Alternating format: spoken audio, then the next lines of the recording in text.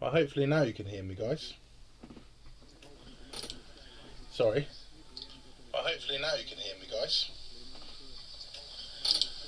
Sorry. Now you can hear me. Now you can hear me double through my iPad. But yeah, I didn't have my microphone turned on, so apologies for that. But we're in now. So as you can see, we're into the second half. Crystal Palace, Aston Villa. Score at the moment is 2-1 to Aston Villa. So yes, this is where we're at the moment.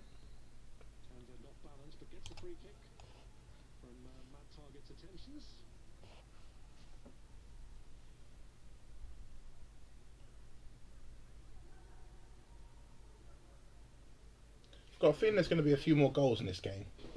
Something tells me that it's just a few more. Oh, here we go. Oh no, good defending. Good defending.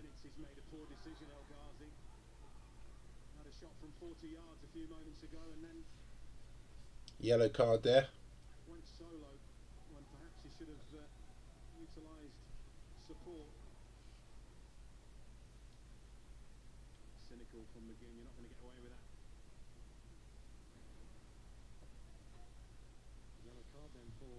John McGinn, yellow card for Aston Villa. Was a bit of a dodgy challenge, to be fair. I think he was just trying to break up the play because Palace looked like they were breaking through the middle.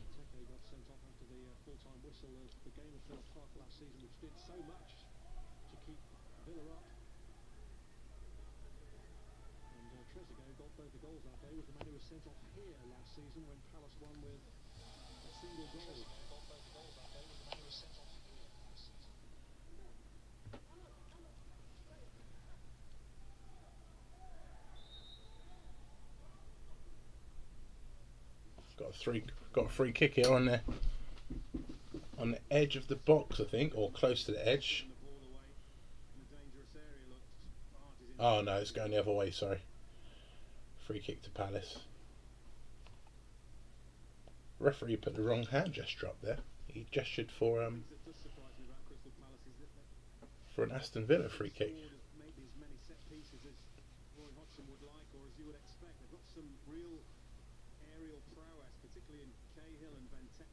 Oh no, it is a Palace free kick, sorry. Just on the edge.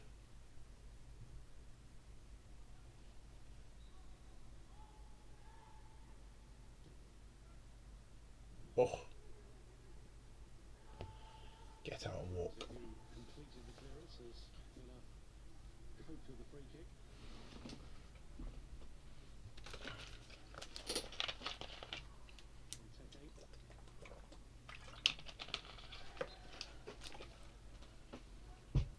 Lot of needless fouls in this game at the moment. I'm not sure what's going on.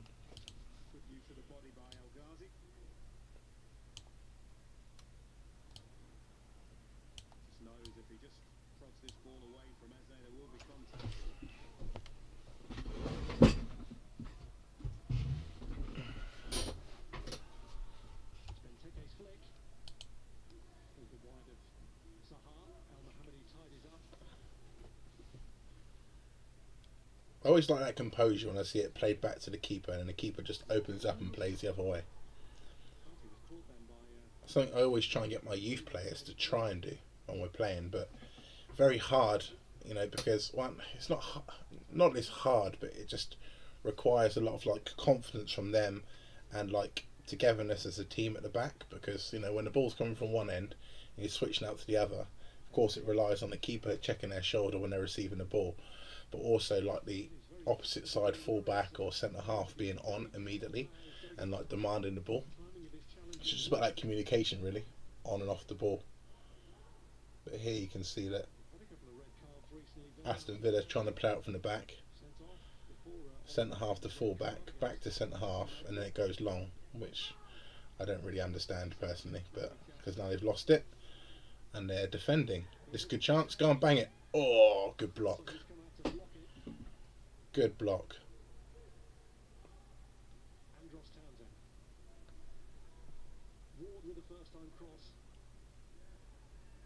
So I realise that my time is a bit back to front, guys, because I've got a timer counting down of course, like when you watch football, normally the timer is counting up. So normally, so of course the time on the clock at the moment is 53:43, and for me it's 36 or whatever because I'm going the opposite way. So when the 45 minutes is up, of course we'll be into added time. But you can see in the top left corner of my stream, that is where we're at. That's how long is left of the game, of normal time.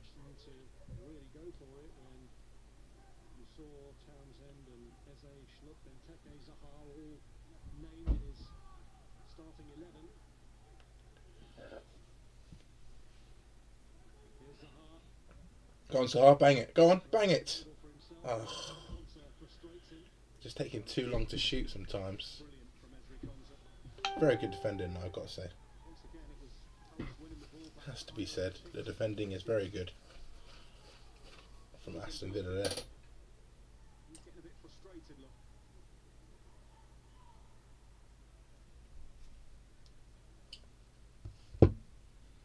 Old John Terry there. Doing a good job actually, to be fair, John Terry.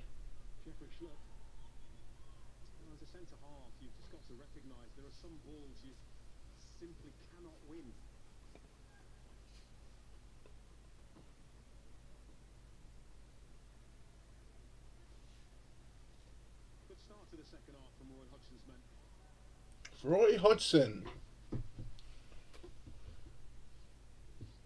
Me and my friend Glenn, we always laugh about Roy Hodgson because when he was coaching and managing England, I can't remember what tournament it was at now, but it was actually put in a newspaper, and he actually went in a newspaper and said, just some real odd comments. To be fair, really odd comments.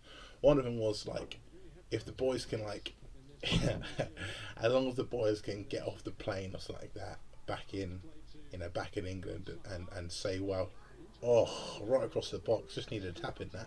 Yeah, as long as the boys can get off the plane back in England and say well done, then I'll be happy or something.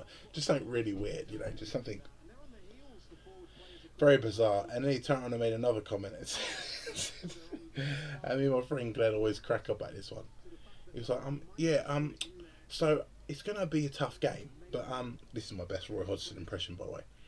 It's gonna be a tough game, but yeah, ultimately, if we can score more goals than the opposition, then I think we'll win this game.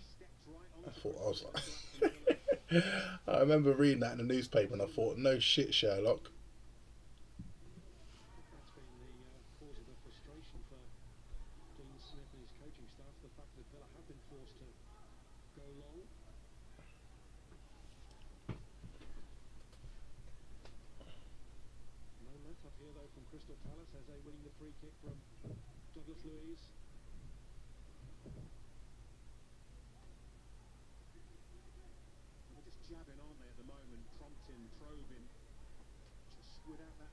Pitch looks lovely. That's the difference, isn't it? Premiership pitches. This morning the pitch that we played on was terrible. Absolutely terrible. Had a match this morning from a Stoneham under 15 team, which I'm assistant coach for, and it was pretty wet and boggy in places before we kicked off, and then of course first half it was just raining continuously, so it got even worse. And at half time, the absolute character of the opposition manager decided he wanted to try and get the game cancelled. And to be fair, I can understand it because the pitch was becoming unplayable and maybe dangerous in places. But the game should have never gone on in the first place. What's the point of starting the game? It's going to continue raining. The pitch is going to get worse. So make a decision based on how the pitch is now and how the pitch is going to be after more rain. There's no point playing 40 minutes of football and then cancelling it. So that was a complete waste of time. Of course they were happy because it means that they get to have a replay against us. Oh, Benteke off the bar. Ooh.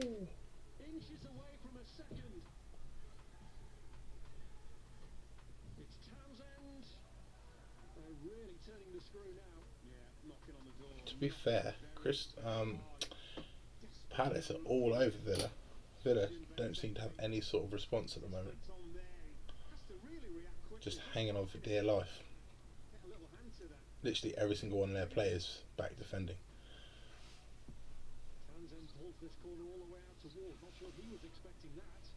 But now they're going to hit him on the break, maybe. No. Free kick.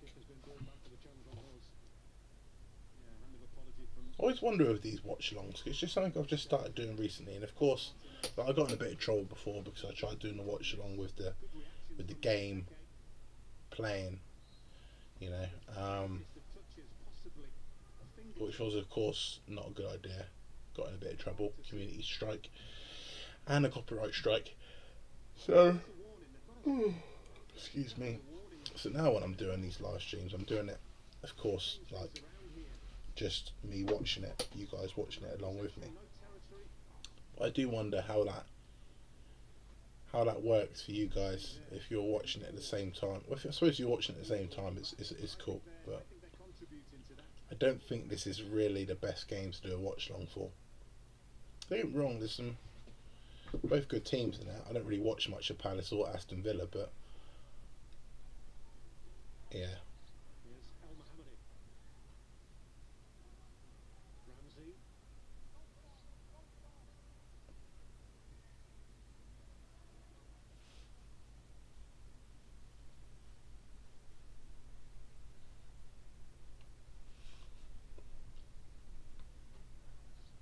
Still really strange now watching this because of course yesterday there was I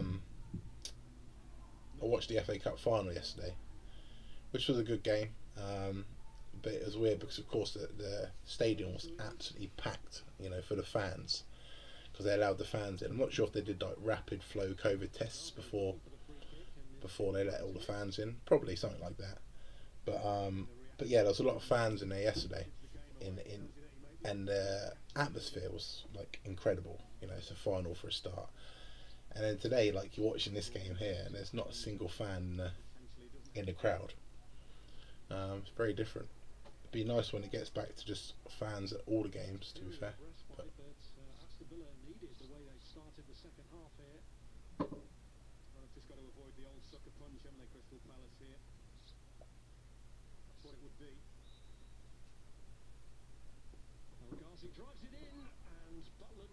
oh,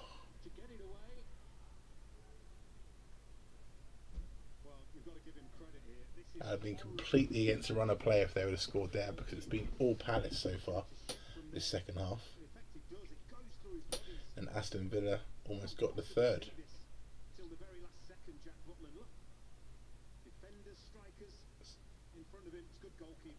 It's a good save, that.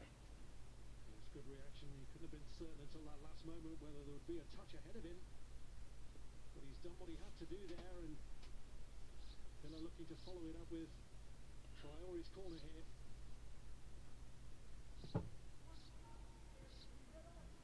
Cleared by Cahill. Zaha.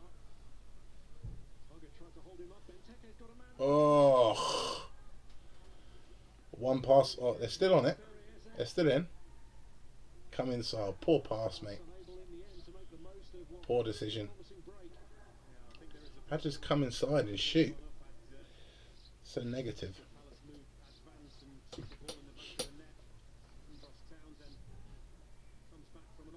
She didn't fall quite nicely for Benteke in the middle there.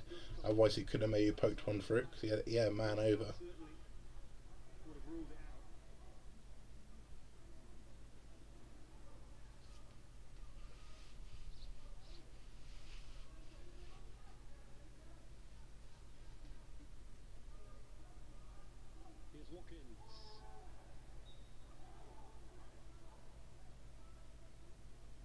Time it wasn't apparent that they needed Jack Grealish, but Villa may well feel they need him now. He's certainly going to get more minutes under his belt than he did in midweek when he had around 20. Jack Grealish. He can take the pressure off by having the ball and taking you up the pitch. He's as good as it gets, isn't he, Jack Grealish, and maybe that's the reason. Certainly been on the back foot, haven't they, Aston Villa, in the second half.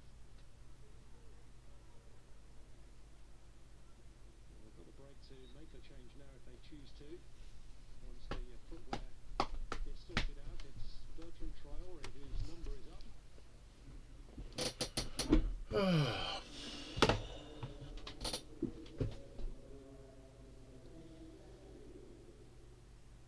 it is the latest step on the road to recovery for Jack Grealish, his second game back since that 12-match absence with a shin problem.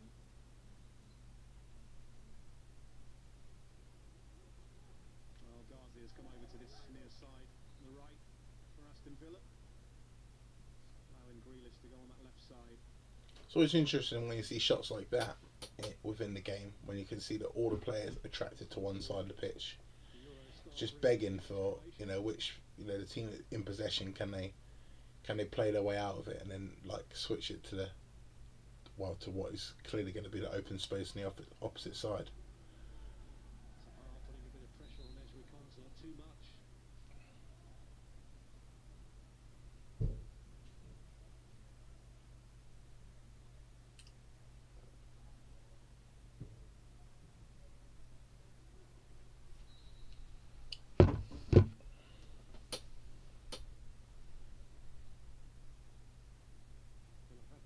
Times already this season away from home.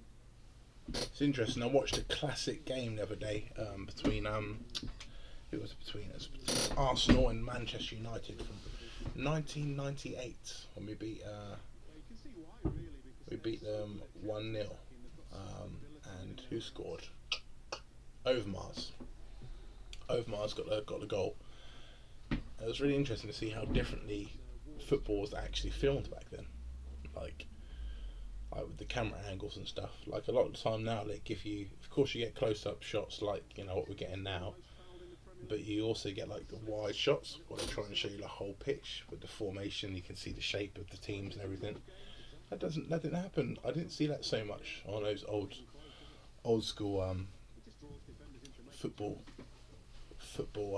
recordings, but like here, for instance, like that wide angle shot. I know it did happen sometimes, but I don't know. Maybe I think things just progress, don't they? Not only football, but the filming and everything, And the quality as well. Of course, the quality of the football is much better now in terms of visually. However, I do actually think when I watched that game, the quality of the football back then was incredible. Like I loved football back then so much more. Watching it, I mean, I love football now. Of course, it's my job. But in terms of like the players and like enjoying watching them play, and just the style of football on show from a lot of the teams, I preferred it back then. There's a good chance. Oh, good defending. Unable to get it through again.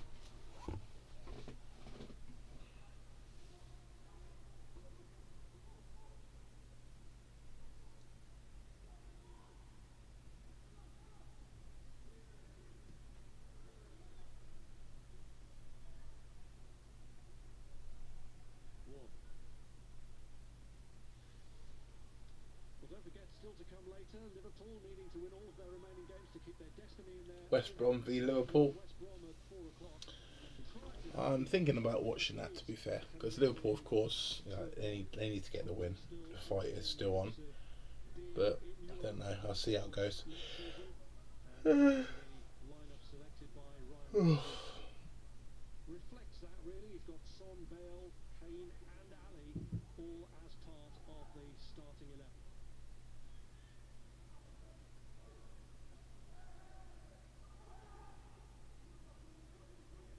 Here's Zaha.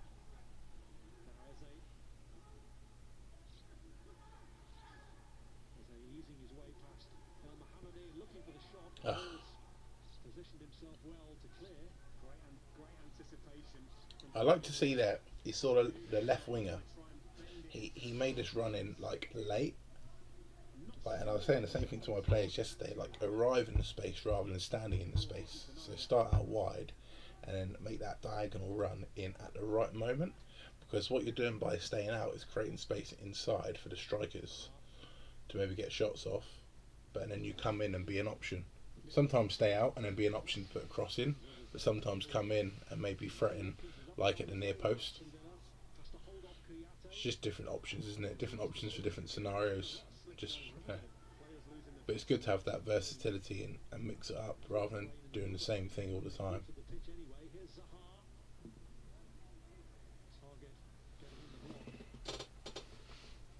It's like that inverted run, isn't it? From outside to inside. Can be quite handy at times. Where's my dressing gown? I'm getting a bit chilly.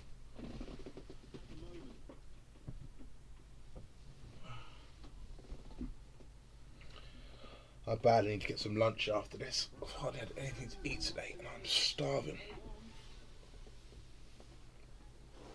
Oh, what a strike. Oh, just shy of the post. Very good strike there.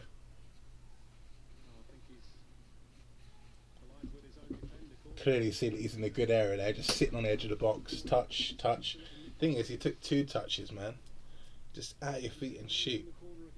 Because that second touch that he takes allows the keeper to get in the set position. Makes it very hard. Makes it harder to score.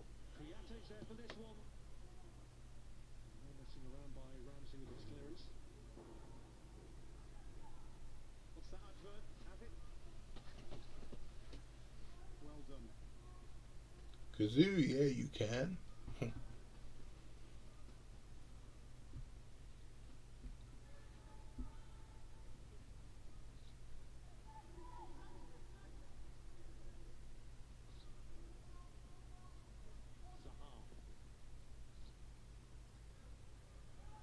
These cameramen that walk around the outside, they don't really know when their shots that they're getting are actually going to be shown. I suppose they just have to hope that they are. But it's their job just to keep filming, I suppose. Because they just keep filming and then I guess there's somebody in the main control station that's got all the cameras that just flicks between shots.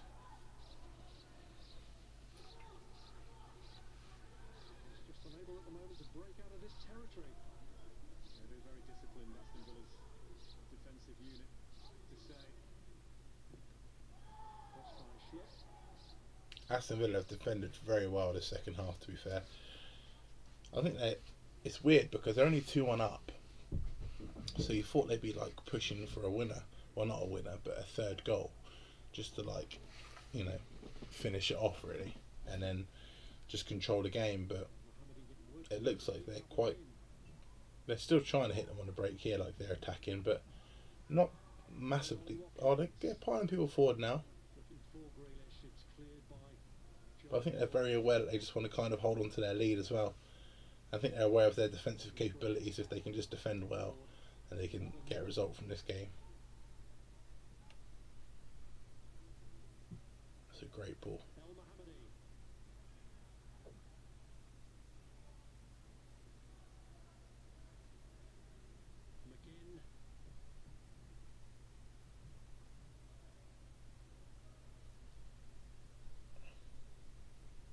I think it might be an issue watching the football on like Now TV because people aren't maybe watching it at the same time as I'm watching it. Because I think the game right now is probably more so on like the maybe 74th minute or something like that. So I'm like a minute and a half behind, which isn't ideal. But let me know in the comments if you're watching this, what you think of it. And if you think it works by just having like the timer in the corner. Well, I certainly can't afford to keep giving these away. No. It's off out of shot there, but Joel Ward blocks him. He's had a couple of nibbles, hasn't he, Joel Ward? Coming into the last 17 minutes now of the game.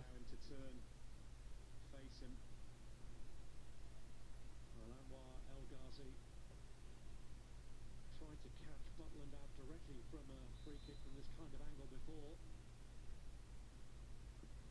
But that time he goes for height and gets it all wrong. Yeah, a bit of a waste, but spoke about how high his confidence levels are at the moment. What to have for lunch? Do I go to the shop? Do I cook something? Do I order something in? How lazy am I feeling? feel like I'm feeling very tired. I think I might have to have a nap this afternoon. Villa can see this through. They move to within a point of Leeds. Tight battle, you suspect. Watkins. Grealish up against Ward again.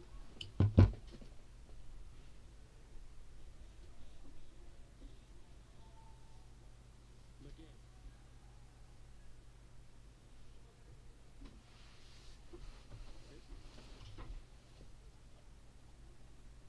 McGinn prods it through. Oh, good chance here. This could be 3-1. And Butland denied Great it save. Very good save from Butland there.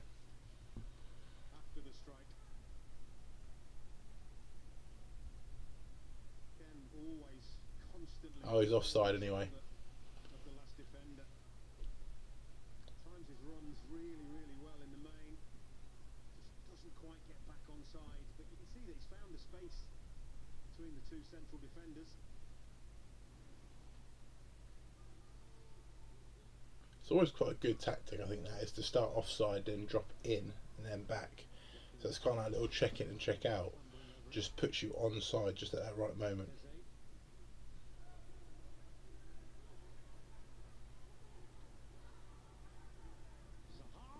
Oh, there it is. There it is. See, that was nice there. Little check out to in from Sahar, and then just kind of buried it at the near post. Did take a little deflection on the way in, by the looks of it, but I mean, it's a defender's nightmare, isn't it? When Will Zaha gets the ball and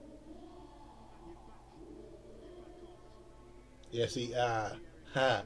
And it's funny what I said. He was exactly the same. He was offside, and he just came checked in and checked out. Bang. Yeah. To be fair, he was actually trying to swing it into the far post. Took a massive deflection and went near post. So very lucky there. Opens up the space for him to get the strike, and yes, takes a deflection, but you have to say Palace. Yeah, he was trying to swing it far post, and the keeper may have got there. I'm not sure. But either way, massive deflection. Near post finish. 2-2 game on.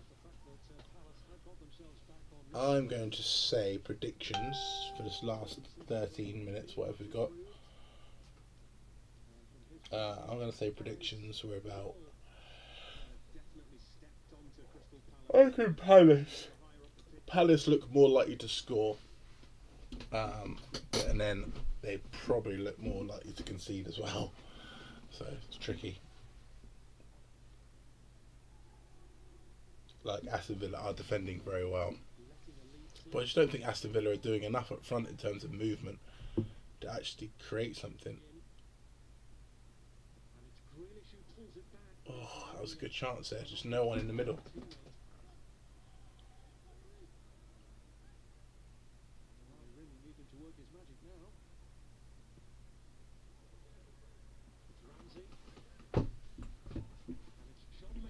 Oh, shot from distance. Just a little bit of a pass back, really, that was, to be fair. Didn't really strike it.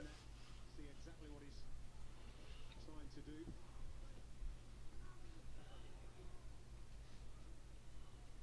There will be, you suspect, an element of urgency from Aston Villa in what remains of this game. He's giving Jack Grealish plenty of work to do. Applying the squeeze there to Joel Ward. Grealish certainly psychologically has the upper hand in that battle, with Ward already on a yellow card. There's good protection of it from him. Jack Grealish looking pretty angry there. I'm not sure what about. Maybe the pass from his teammate. Wasn't happy with it.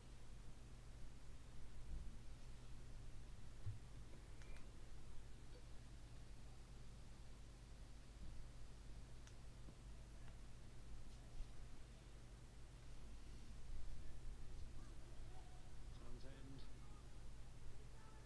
Away by Conser. This is McGinn. Once again, they win the ball back in Aston Villa's half. It's been a feature in the second half. Yeah, Aston Villa defending very well though. Midfield very compact. And very little gap between the defensive line and the midfield line as well. It's a very little space. very little space for Palace to play in between the lines. Isn't it, Jeff? Committed several challenges like that. Final warning, I think. Is he already on the yellow, is he? Oh God, he needs to be careful. So if Aston Villa are to notch up another away win, I don't think he is on a yellow actually, because otherwise he probably would have got one there. score a third goal in a league game here at Selhurst Park. Here's Jack Grealish. El Ghazi with a fling. Oh, nice. Grealish away from Zaha, away from Schlupp. Deliver. El Ghazi. Good defending. Good defending. It was like a Rolls-Royce. Oh, Gary Cahill. With the ball glued to his How many teams has Gary Cahill played for? Like, players as well, which sometimes creates he's space get, for others. yeah, he's been around, hasn't he?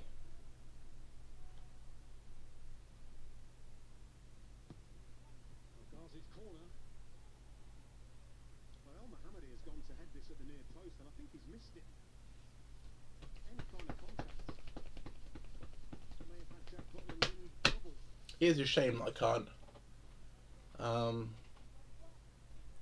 Well, not really a shame that I can't show you the game, because I shouldn't be doing it anyway, as I've learned. But As we consult. I remember that stream that I did when I did show the game. Couldn't believe it. I had 300, and I think at the highest peak 372 people watching live on the stream, which for me was like a big deal. I got like 90 subscribers out of that. However, what I also got was a community guideline strike, which stopped me from live streaming for a week, and a copyright strike, which stays on my channel for 3 months. So, in that respect, it was not worth it at all. But what it did allow is for my subscribers from India to tune into the game, because they couldn't get out there. So my Indian subscribers were tuned in, which was cool. Tell you what, earlier guys, I almost broke my ankle. Literally almost broke my ankle. I stopped at the garage on the way to football, and I rolled my ankle. Absolute disaster. Oh, it's cleared off the line. Bang. Oh, what a strike. Oh, man. Eze, what a strike, son. Hit the crossbar. Mad. Yeah, so I was at the garage, and I'll show you my foot here. Oh, God, I almost just broke it again. But look, I seriously sprained my ankle. I like rolled it. I swear it almost felt like it broke. So I got to football and I just had some of this elastic bandage, which I'm not sure how good this is, because it has got a bit of give to it. It basically just sticks to the skin. So I put that on there just to try and immobilise it. And there you go, a nice shot of my foot on camera there for you. Well, for the one person that's watching this stream. But yeah, now my ankle's pretty damn painful. So I'm going to keep the bandage on. And then probably just put some ice on it a bit later.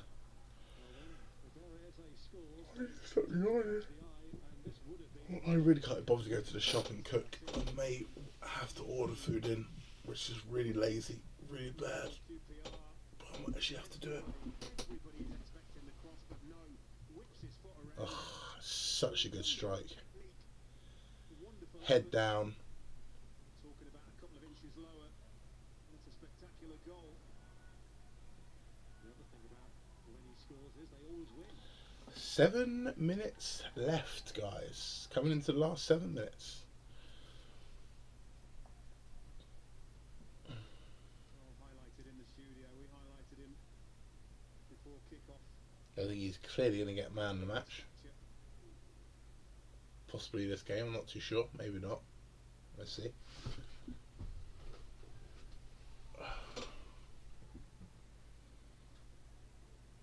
Who is the one person watching? If it's you guys, say hello in the chat.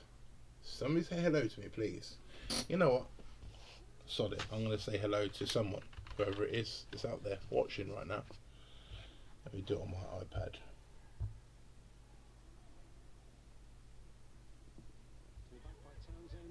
Hello to my one viewer. Cleared by Konza, Eze, and Mitchell's in there. Oh shit, we got a goal. Bundled it home. His first goal. I told you, I did predict it. I said 3-2 Palace because they looked they're more likely to score. Have to say, they Is VAR going to play a part in this? That is the question. second half. Oh no, it's a cutback, so no VAR. Bang. Eze, but look how clever. Oh, okay, no, yeah, no, it came back and it got chipped back in for the header, but Make sure that he doesn't foul the Villa defender. But the well, I question say a header, he kind of scored off his chest. does it go in the net off the arm? Doesn't matter if it's Oh, here we go. VAR is going to be called into effect because they're asking now if it's gone in off of his arm. I think it's there. I think he's all right. Pretty certain that's his shoulder. well, the t-shirt line is what they look to, and the check is complete. The goal stands for Tyrick. The goal stands. There we go. VAR hasn't killed another one. Yesterday, VAR killed Chelsea's goal. My dressing's really itchy. Excuse me. Oh god. Yeah, they killed Chelsea's goal, which I thought the Chelsea player timed his run to absolute perfection, but clearly not. Having been behind twice, have shown plenty of character in this game. Hello to my one viewer. First time. Well, they You know, it's good to make a bit of fun of yourself sometimes, isn't it? You know what I mean? that's what's proved. But I don't mind. I'm watching the game anyway, so it doesn't really take a lot of effort from me to whack the camera on. And if people want to watch it with me, they can do. Performance from Villa, isn't it? Fits and starts really. Started fantastically well, but didn't sustain it. Grealish needing to work his magic now, but he's tackled that time by Andros Townsend. Yeah, I think Palace have started to lose it a little bit in this second half.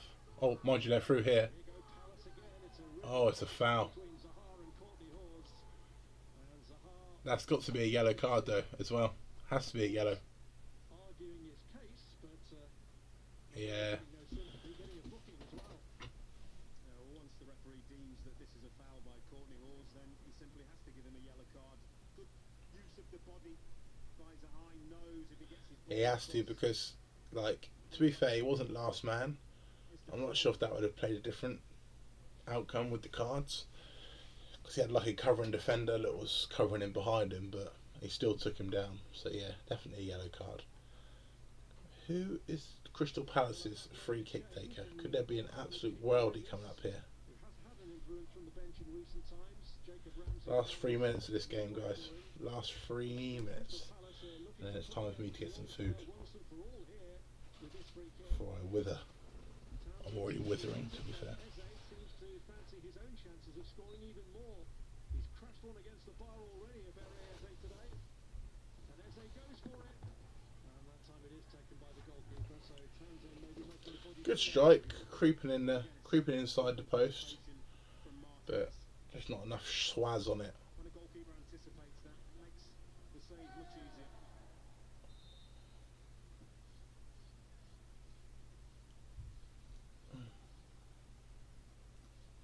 Well, going into the weekend, I think there were only 3 teams that had conceded fewer goals than Aston Villa, but he'll be disappointed. 3 have got past him this afternoon.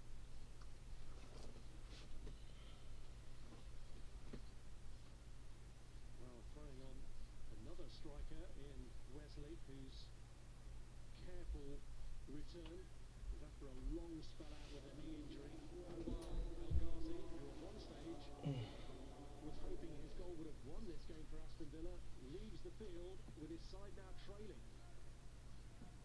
Our Ghazi looks a little bit deflated there as he walks off. Attacking selection, Crystal Palace, and Nobody likes to be taken off there, do they? Let's face it. attacking options out there now with Davis. See, I like that midfield outlet to the fullback. Always try and tell my players to do that. They do it sometimes, but not always enough. However, yesterday they did it more than enough. We won 9-0 yesterday, my team. 9-0. Oh. And the goals were absolute magic. What's frustrating is the team that we beat yesterday 9-0 was the same team that we lost to in a national trophy the week before 3-1. Who have had enough attempts themselves, really, and both goalkeepers have been worked, but that's the most attempts Palace have had all season. We said that he'd gone very attack-minded, Roy Hodgson, in his initial selection. And unless something changes, looks like it's going to bear fruit. Excellent in the second half, they really have.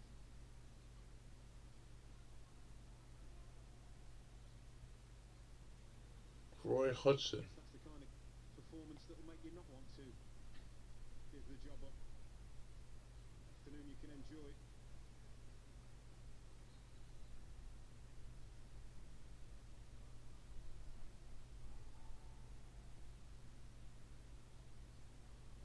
Just going back to the goal from Mitchell, I think what was really clever by Tyreek Mitchell was the way that he made sure that he wasn't going to foul. Last 20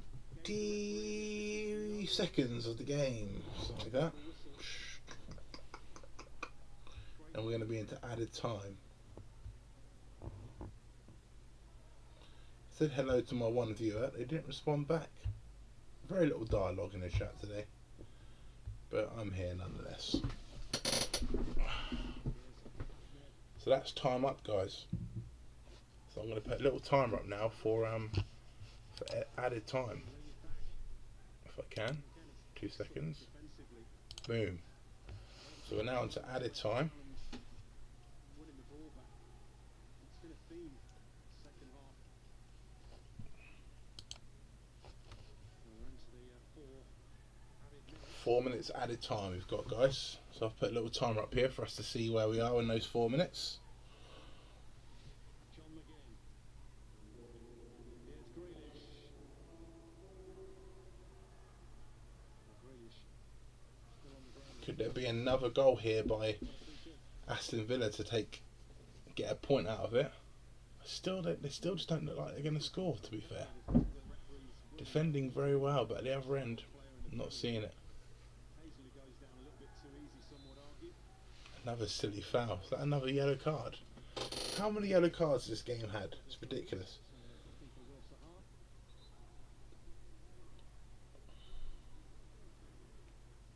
I'm not happy about it either. But it's clearly a foul, mate. Come on. Unnecessary, really. I think Wolf knows exactly what he's doing there.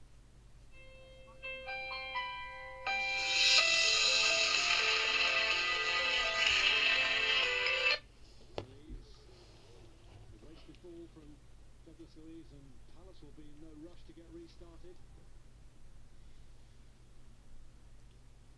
In the 6th quarter of the season. My friend Amelia's calling me whilst I'm on my live stream.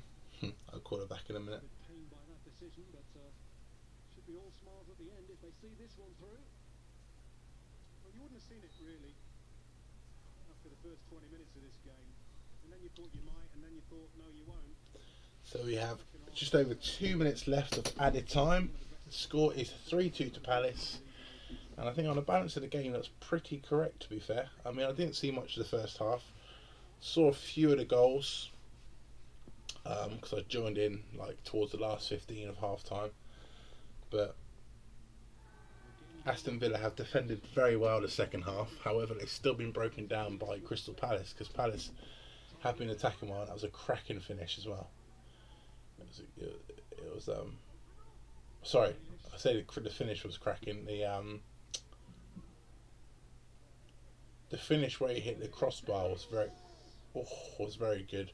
The finish was a bit lucky, wasn't it? Because he tried to swing it to the back post and it huge deflection and went in the near post. So got a bit lucky with that. But fortune favours the brave and all that jazz. I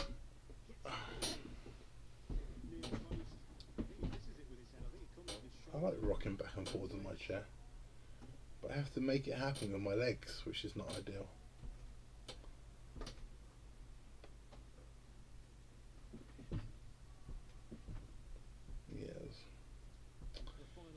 Yes. Into the final minute. Don't think I'm going to stick around to hearing the interviews afterwards, because I'm not that bothered about them, to be fair. And we haven't really got many people on the chat either, so once kickoff finishes, once kickoff finishes, guys, I'm going to end the stream. Yes. Villa get an equaliser, I think there will be some unbelievable controversy here. Palace players, you can see what they think. Well, Zaha fuming. He gets the wrong side. So we're approaching the 4th minute now of the 4 minutes extra time, so I'm pretty certain he's going to blow his whistle any second now. Have a view of that. Probably going to let his free kick play out.